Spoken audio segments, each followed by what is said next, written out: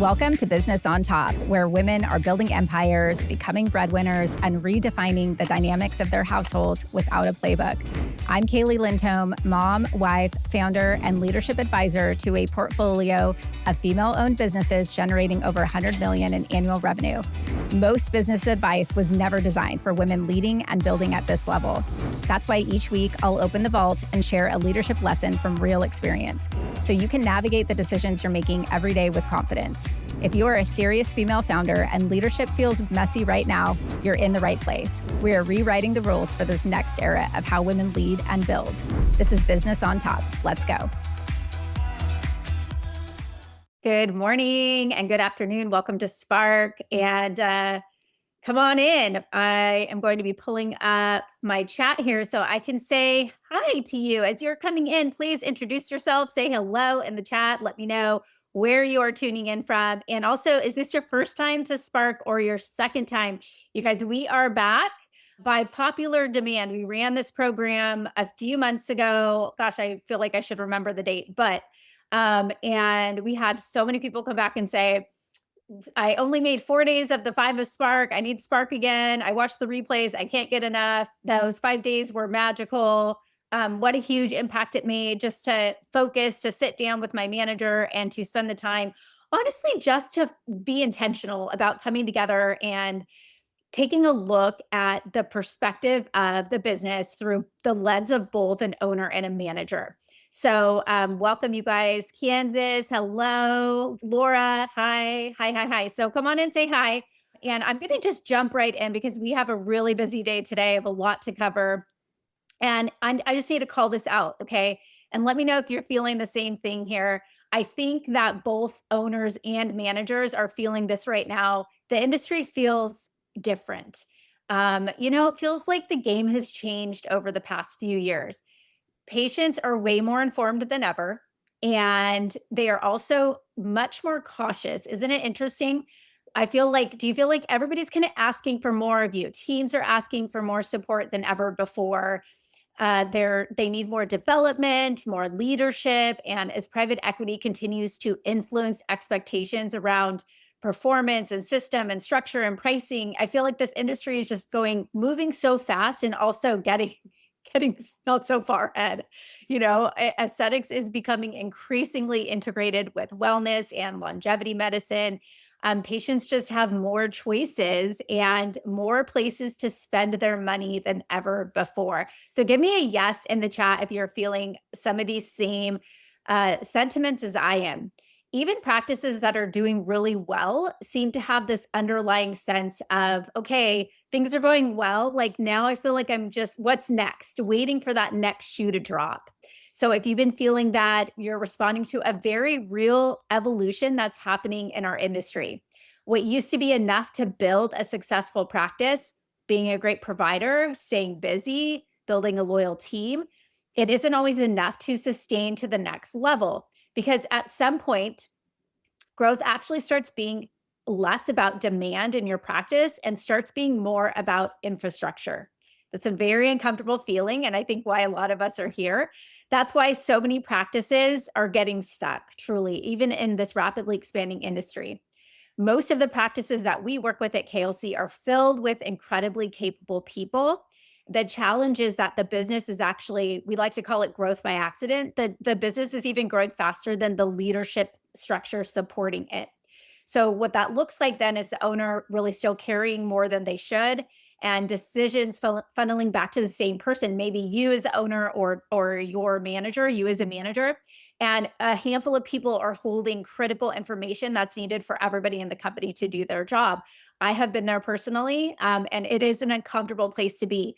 What it feels like is growth creating more pressure instead of more freedom. So as you're saying hello, I'd also love to know from you, for how many of you here are, if you're a practice manager, can you type manager in the chat? If you're an owner, type owner. If you're other, type what your other is. Like, hey, yeah, whatever, however you like to reference or call yourself. Okay. So this interesting thing is we're talking about this pressure buildup and, this inflection point that we get to. And I think we look at you can look at Instagram and you can see all these successful owners. Maybe you're one of them and you're like, look at me, I got all this, I'm expanding, I'm doing all these things. But you go home at night and it is like, why do I feel like I have chaos going on in my head? And for as pulled together as I appear to be, I really feel like I don't know what the heck I'm doing at all. Well, if that's you, I'm going to tell you a little story that's going to help you feel very much, that would probably feel relatable to you. A few years ago, I was speaking at an industry conference that has both clinical and business tracks.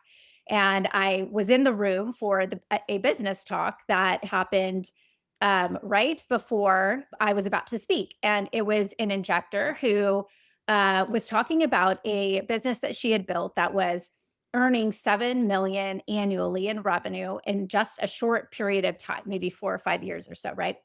And so people were literally scribbling notes. I mean, hands going crazy. Everybody in the room was so hungry for learning how she did it. How did she do it? What systems were you using? What's your EMR? What marketing company? What's your team structure look like? How do you compensate them? Right? All of these tactical questions that we like want to know the answers to, like, okay, if she did it, how do I do it? Right? So that that talk happens, people are following her out of the room afterward. I gave my talk, and then as I was leaving the room, sure, lo and behold, I go back to the booth in the exhibit hall, and she comes up to me and she said, introduced herself, and I said, "Listen, I saw your talk. Congratulations!" And she broke down and started crying. She had been in my talk hearing about a life first business, and she said, "I've built everything but a life first business.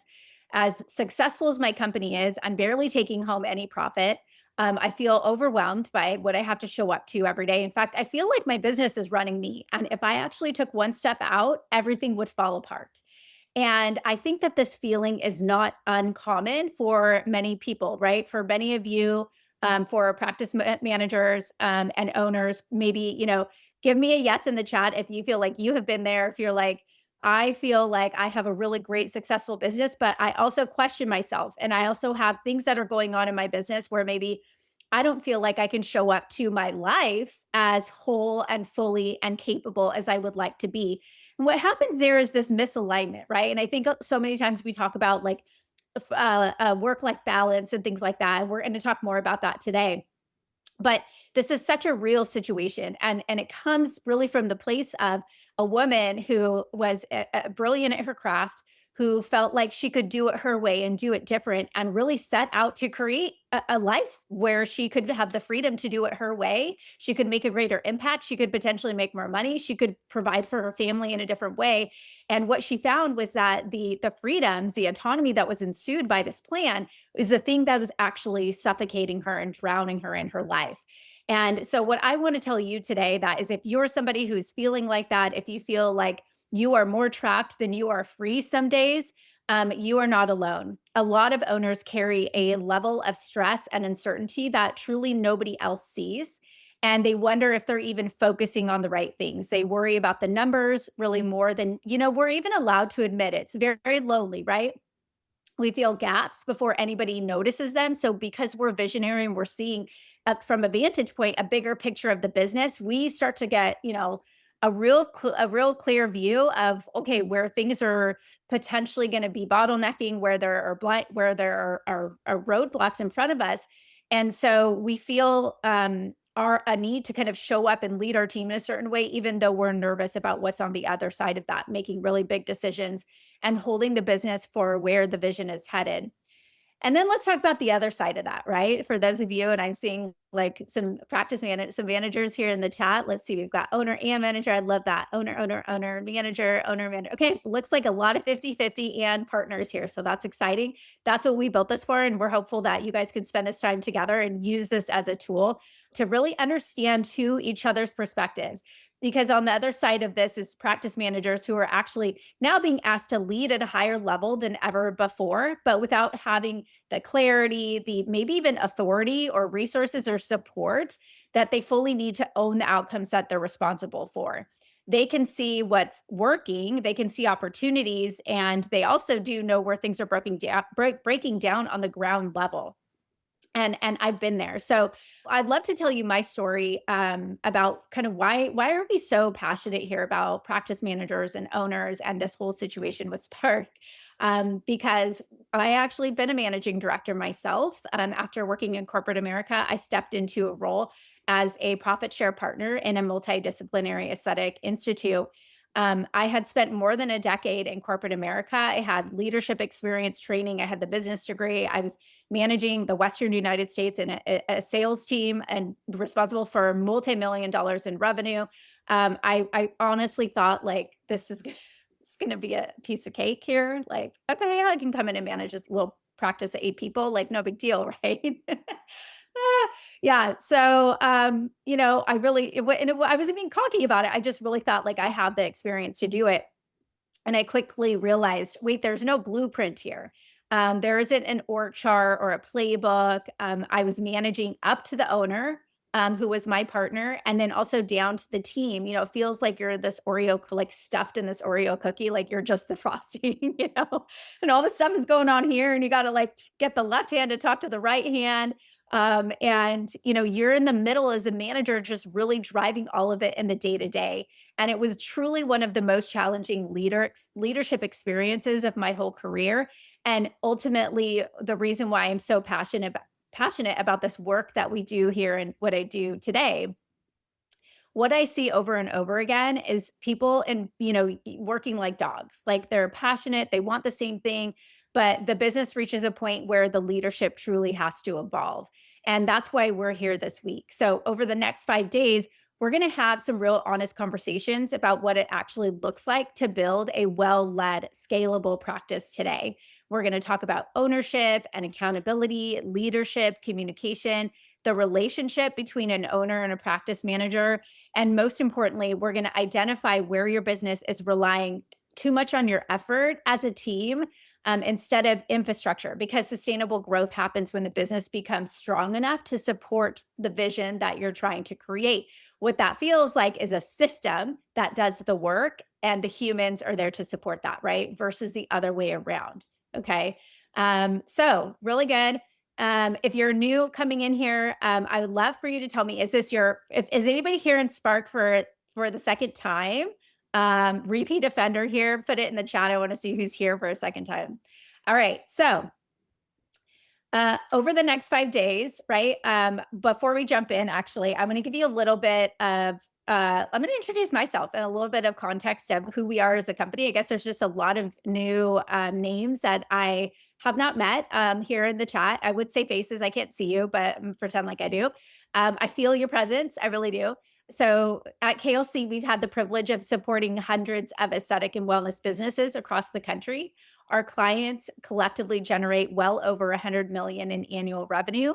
And over the last decade, I've worked alongside founders, practice managers, and leadership teams at every stage of growth. By the way, my name is Kaeli Lindholm, and I'm the founder and CEO of KLC Leadership Advisory. I'm here with my team. They're in the boxes, if you can see in your Zoom, and they'll meet you in the chat here. And I'm going to give you an opportunity to say hello to them over the course of the next 5 days as well, and get to know the actual, the brilliance behind this operation and the work that we actually get to do every day. I'll tell you, most businesses, and owners, when they come to us, they a lot of times want more information, right? Like I need the knowledge, and that might be you too. Like I need to know what to do. I need to know what are the things I need to put in place to scale up, right? And what's interesting is that more often than not, the issue is not, I need more information. What they need is to close what is something that I call the leadership capacity gap. I had a conversation with Alana on our team this week, who's our director of our Practice Manager Academy. And we were just kind of talking about how interesting, the psychology behind our willingness to invest in learning and growth versus to buy something, right? And she was talking about someone she had a conversation with who said, I just can't really afford coaching right now because I'm so busy focused on my expansion. And I just really have so much relatable empathy for that position, for being in that position of growth, because I've been there so many times where I feel like I'm at that place where I've already made such a big decision. I have so much going on already. How could I possibly introduce a whole nother thing that I have to devote my time and focus and energy to? And that's your clear sign, because you don't think about it. It's like you only have the capacity for so much. Imagine if you had the capacity for all of that. And that is what coaching is, right? And that's what we're here to do, to help you do, is to expand your capacity. Because building out, right, whatever it is, an expansion, going to the next level, hiring that next big employee, training that next big team member, moving locations, whatever that thing is, without the support of doing it correctly and implementing it, right? And really becoming that woman who's capable of holding all of that, is like saying, I'm going to spend so much time and money and investment in building a pool and filling it with water that I don't have time to learn how to swim. you know? And so that's why when we want to learn all these tactics, it's actually, the information is the last thing. And I'm going to talk to you about that. We're very contrarian around here. And that is why our philosophy is very different. We don't believe growth should require the owner and manager to carry more and more weight. We believe that great businesses are built through leadership, through operational excellence, and a shared ownership by a collection of A+ team members. Give me an amen in the chat if you're on board with this philosophy, because I think a lot of information out there is teaching you how to do more as an owner, right? More talks, get on stage, more Instagram, more branding, go do this, go do that, more injecting, more clinical training, right? Listen, you can do all that, but you are allowed to have it all. And that is the point of a life first business. We don't believe that the goal is to simply build a bigger business. It's to build a business that creates more freedom, more impact, and a better quality of life for the people who are leading it. Amen, amen, amen. Woo! Amen, hallelujah. I love this. Okay.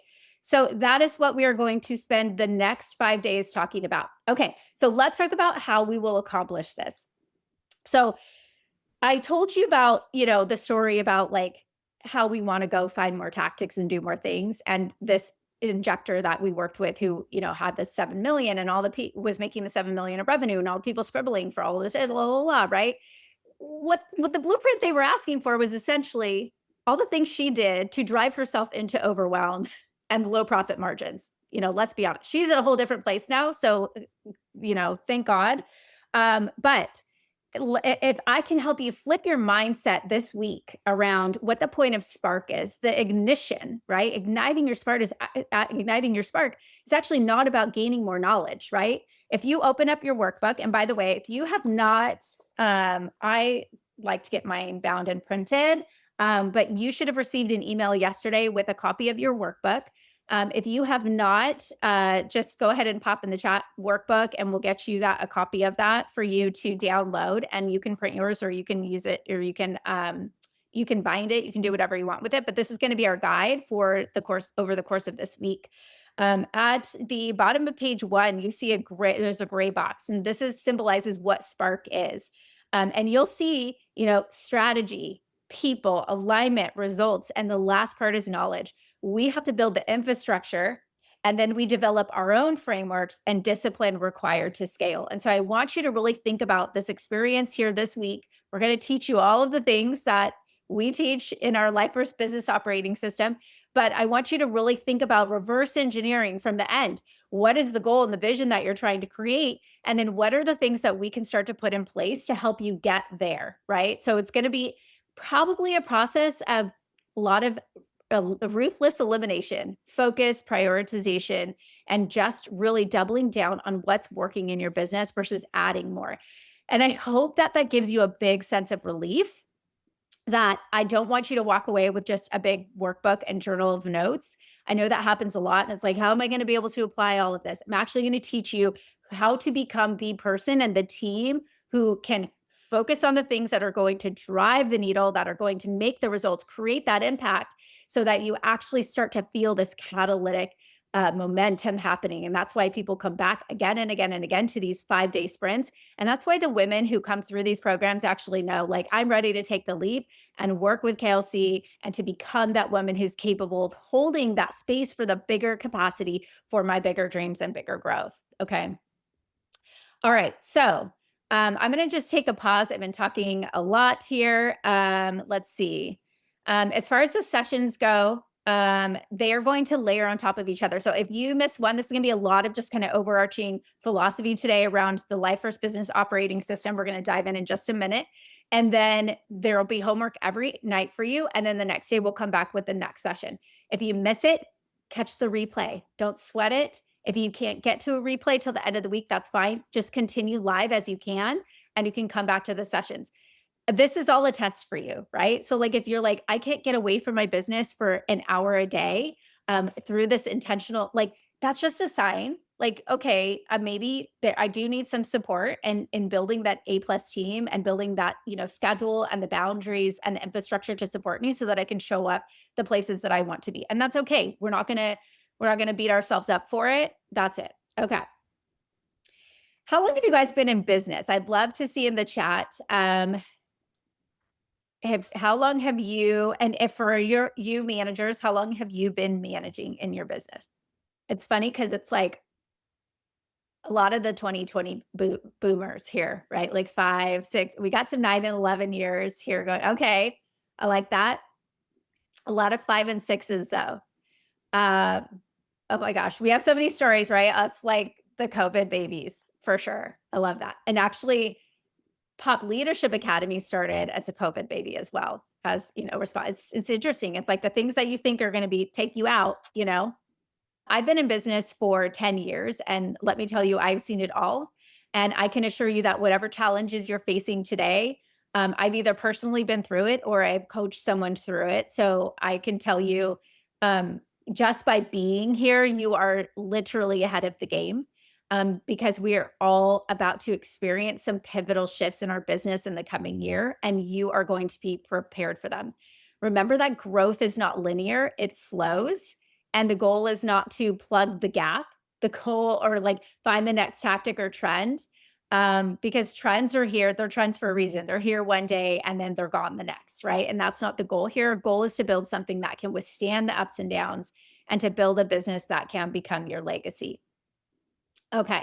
So I'd like to actually take an opportunity to dive into your workbook a bit and to talk about where this has all kind of come to in terms of the funnel into building a different type of operating system for yourself. And this is something that I built for myself and that I have lived by because, you hear people talking about like balance and all the things, and it was actually imbalance that was the catalyst for me to start my own business. And that was coming from working in corporate America and, having a lot of responsibility, flying all over the place all the time, and a husband who's doing the same, and a very challenging time, right? I'm a mom.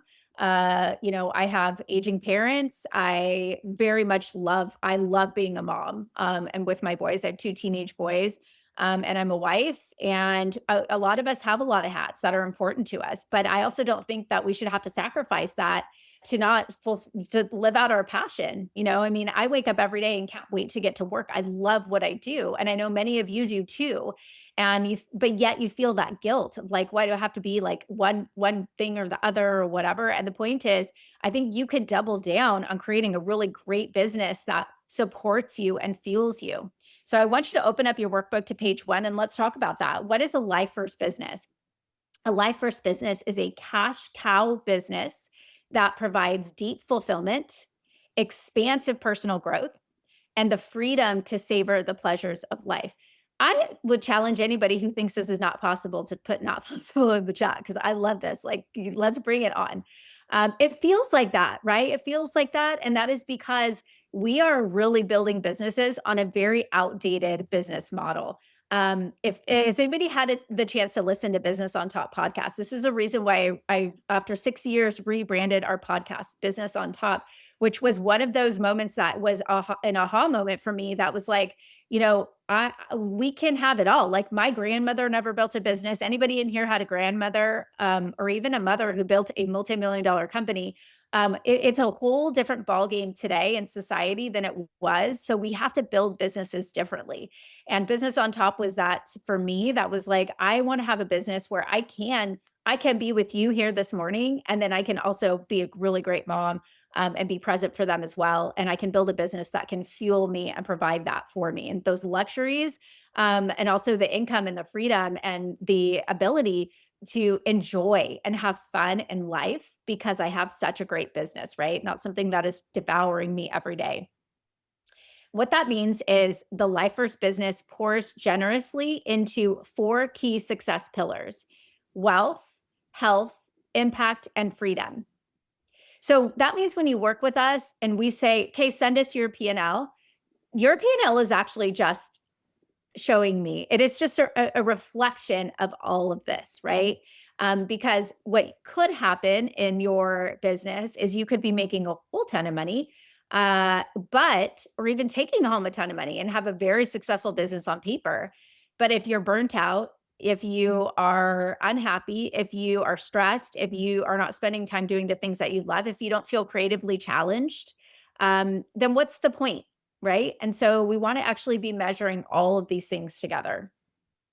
A Life First business is not just a revenue engine, it is a cash generating, high impact business that allows deep fulfillment, write that down, and expansive growth. Deep fulfillment and expansive growth. Anybody in the chat not feeling both of those things together right now?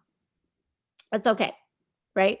And I think if you're here and you're a manager and you're like, yeah, feeling expansive personal growth, but not deep fulfillment, or I'm feeling fulfillment, but like I'm not really growing, one or the other. This is for you too. And this is for you to understand that, from the mindset of working for a founder led business, these are the things why that capacity is so important, why your communication and clarity around what you two are building together is really critical. Building a Life First business takes three things. Number one, clarity. Number two, prioritization. And number three, focus. Notice I didn't say it takes skill and more knowledge and more, education and all those things. Those are important too. But I have found that transformation, if you want to really hit the next level, if you want to see a transformation in your business, you're going to need clarity. You're going to need clarity around what it is that you want. What are we building here? And I think that I used this analogy recently. I'm doing this big clean out of my closet very publicly. It's something that, it's kind of embarrassing, but I'll share. So I tend to wear the same things all the time because I go into my drawer, my closet, and I think because I have so much stuff, like it's so smashed together that I can't even see what else is in there. So you gotta pick the stuff up off of the top, right? We do this in our business. We're like, just add more. I have this pain. And so, right, which is like, in my closet. Oh, I'm missing this like key, piece of clothing or whatever, a certain shoe that I need this height for this or that or whatever. And so I can't find it. So I buy another one. You probably have so much potential buried inside of your business. And I can tell you, owners, that your managers are probably like, please preach this, Kaeli, because what do we do as visionaries? Oh, I have another great idea. Oh, I have another great idea. We don't even let the one idea percolate, germinate, sprout, blossom, build, and grow because we got to keep up the trends, innovation, a new device, a new injectable, a new technology, a new all of the things, right? And we start to get kind of this FOMO and we're just like, let's add, right? And, you know, it really does come down to clarity. And then number two, prioritization, deciding what is the most important thing to focus on. So back to that closet analogy, someone once said to me, and I use this idea, this sort of came to me, which was everything comes into our life for a reason, a season, or a lifetime. And I think that's the same with our clothes. And someone said, Kaeli, you can have anything you want, just not everything.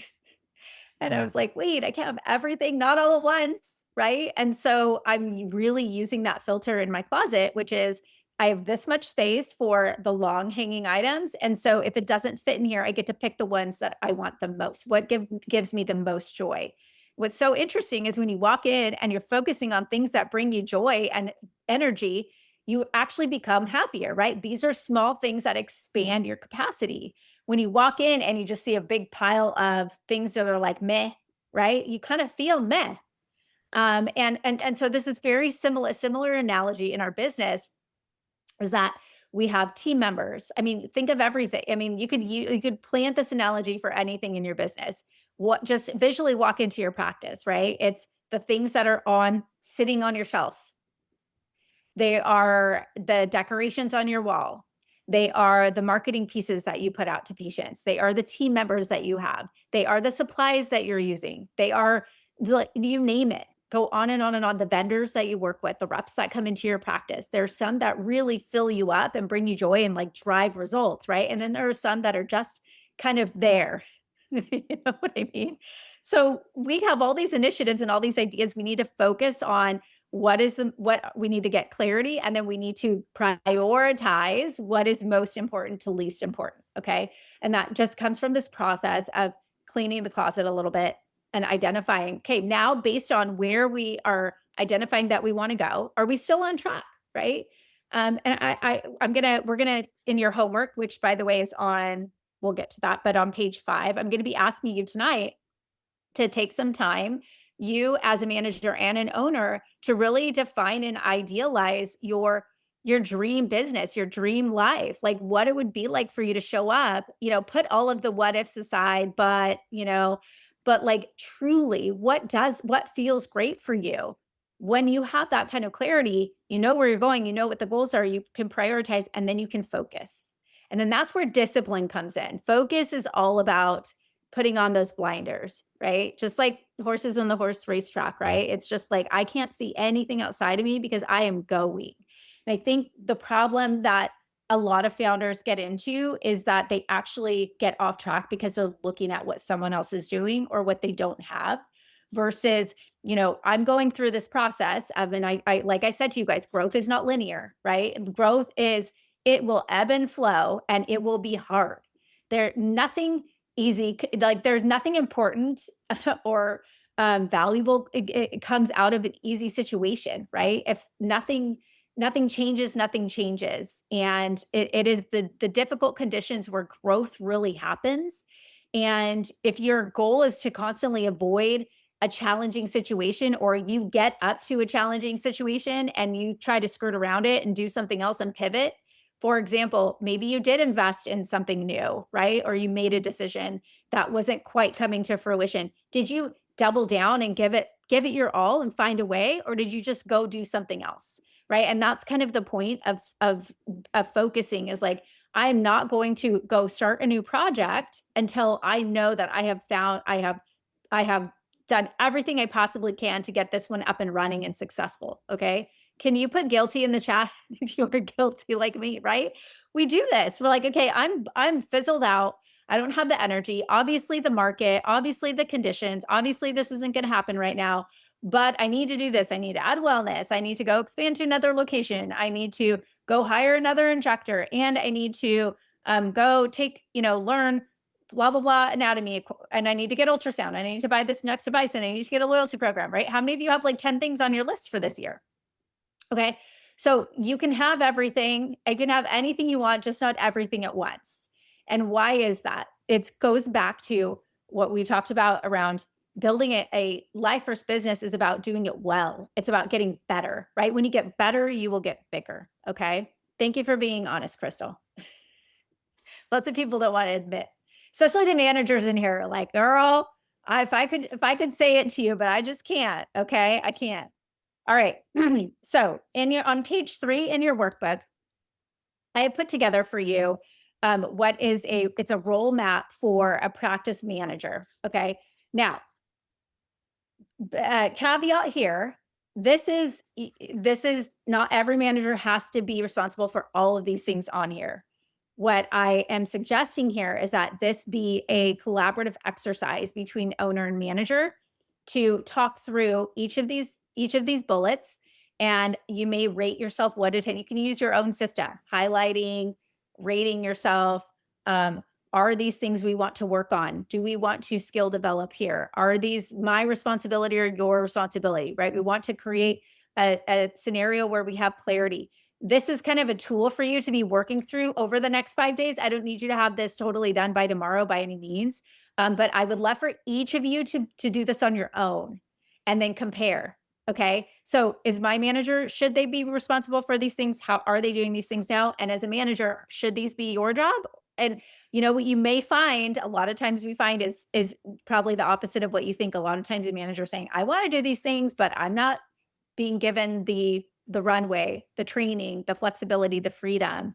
I'm not being um allowed to step into, right? And so you may actually find as an owner that your manager wants to have even greater role in your business, in your practice. Excuse me. Okay. Day one homework is on page 5. And so I'm going to ask you to go do that work to create step one clarity, which is to reverse engineer your vision. So we're going to define your ideal life and business. You're going to talk to me what success is to you. How many of you actually have defined success and asked yourself and said, yes, this is what success is? I think we have it in our head. I want to write this down on paper because if you're working with us, this is what we're going to measure for you. This is what we're going to actually put metrics behind your version of success, right? So that you don't get caught off guard saying, well, right now, this is success, but my calendar is doing everything but this. Okay. So we want to make sure that we have clarity and that we are defining what success looks like. And then I'm going to ask you this. What is your biggest frustration with the industry that fuels your purpose? Okay. And the reason I ask this question is a lot of times we forget about the why that we do what we do. We start to put out bland marketing that sounds like everybody else because everyone's doing it. I want you through, I said we're contrarian over here. Over the course of these next 5 days, we're rebooting, right? Where this is a spark. And I want you guys to spend some time really thinking about why do I show up and do what I do every single day? Because guess what? No one is tapping you in every morning and telling you to show up and go to work, are they? Right? You guys are showing it because you can. You managers have a lot of options, but you show up where you do every single day to work for the leader that you do for a reason. Why? Right? Aligned on what vision for the business, right? We want to really create a structure or an experience where you guys can go back to your team and get them excited. Like build a culture that is rallying behind a bigger vision, a vision that is bigger than you, a real mission in the world, because you guys are here to create impact. And I'm going to tell you right now, if you feel down or frustrated or sad or like bummed out about where you are because you started a business that feels like it is concaving down on you, get your head up and remember who you are because you did it for a reason. You just need to be reminded of that reason and you need to recalibrate and resource yourself with the things that you need to make that vision a reality. Okay. You have a calling and you're here for that reason and that's to fulfill that calling. And if you have a manager who showed up here with you today, you better thank them, right? That is huge and vice versa.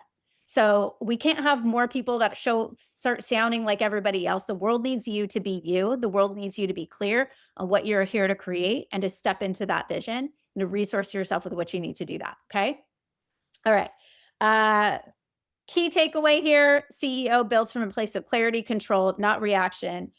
Define what you are building so every decision supports that vision. So a lot of clarity today. So, okay. I would like to ask your permission today. First of all, I'd love for you to put in the chat based on what we have talked about today around the operating system of what a life or business looks like. What is your biggest takeaway so far? I'd love for you to put that in the chat just so I can see what you guys, if you're picking up what I'm putting down.